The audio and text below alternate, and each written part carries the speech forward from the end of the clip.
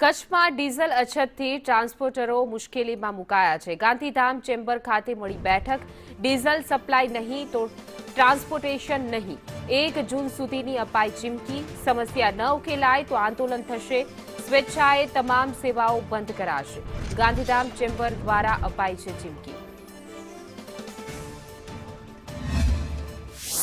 હવે એવું ડિસિઝન આવ્યું છે કે આ લોકો બધા ટ્રાન્સપોર્ટ વાળા દરેક જણા સ્વેચ્છાએ 1 તારીખ સુધી અગર એનું ડિસિઝન નહીં આવે ડીઝલનું તો એ લોકો સ્વેચ્છાએ બંધ રાખશે।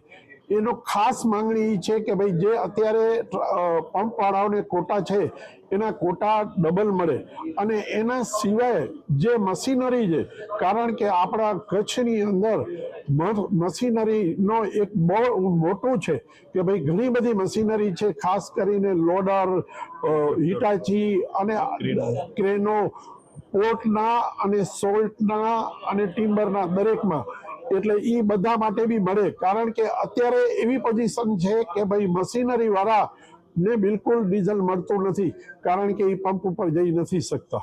એટલે એનું ડિસિઝન માટે આજે